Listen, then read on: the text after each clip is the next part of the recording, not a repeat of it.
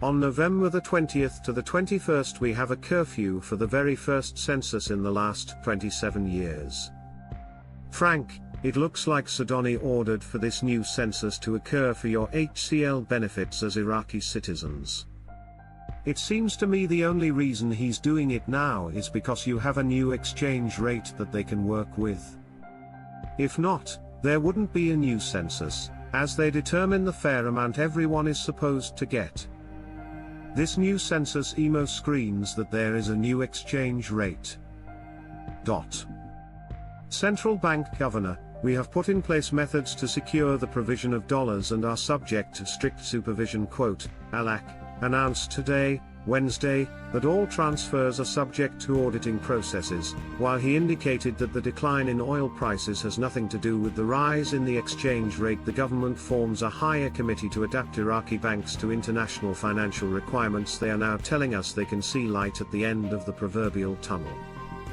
No, they do not directly tell us this, but you can read into the articles and understand the tone. I have a number of group leaders and bankers who swear we are getting it in the next 4 to 5 days. I sure hope they are right.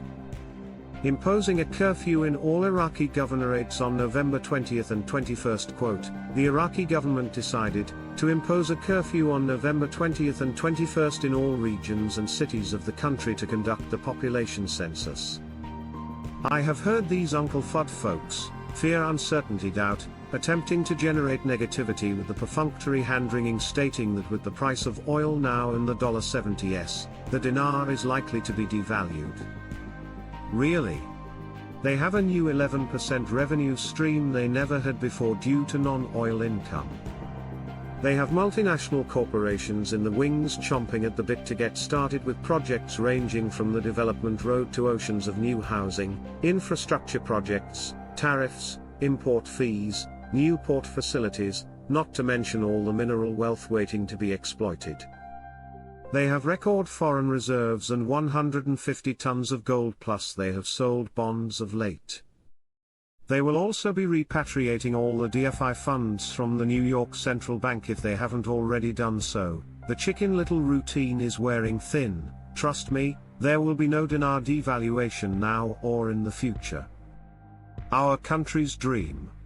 Al-Sudani sends an important message to Gulf states regarding the path to development. Prime Minister Mohammed Shia al-Sudani stressed that the drop in oil prices to less than $72 confirms the need to diversify. Is the electronic payment necessary in Iraq for the RV? No, it is not, but it will help to prevent the money laundering. Things are defiantly happening behind the scenes. We are going to be celebrating this week. There are things that I can't say, but I wanted you to know that things are defiantly moving. Reduce their dependency on the dollar. Pimpy, at the beginning of this year they were not supposed to use the US dollar anymore. Professor, focus on diversifying its economy beyond oil dependency. Pimpy, right now, only 89% of the budget is dependent on oil sales. A lot better than where it was. Professor, improve trade balance, enhancing exports, reducing unnecessary imports, thereby supporting a stronger dinar. Pimpy, they have things to trade but not a whole lot of options. Professor, maintain an internal stability, monitor inflation rates. Pimpy, right now Iraq is somewhere around 5%, he's saying if they want to reinstate the $3.22 rate these things have to be taken care of.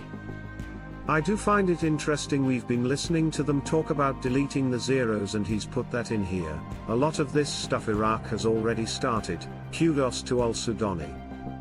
A report by the British oil price website, which specializes in economic and energy affairs, confirmed on Thursday that oil markets are exposed to a storm of economic concerns, which led to an extended decline in oil prices, exacerbated by the latest phase of hedging by banks, as the crushing decline pushed the prices of crude oil and oil products to the most bearish limit since the beginning of the global financial crisis in 2008. The price of a barrel of oil, which reached $68 since September 10, represents the lowest price since December 2021, and while oil prices have risen by about $5 per barrel per week since then, commodity analysts at Standard Chartered indicated that this represents a limited recovery at the present time, he added. Oil markets are ignoring the imminent reduction of more barrels from the market in the coming months as Russia, Iraq and Kazakhstan have submitted their compensation plans to the OPEC Secretariat for the excess crude oil production for the first 6 months of 2024. According to OPEC, the entire excess production will be fully compensated over the next 15 months until September 2025, with Russia cutting 480,000 barrels per day, Iraq 1,184,000 barrels per day and Kazakhstan 620,000 barrels per day, he continued.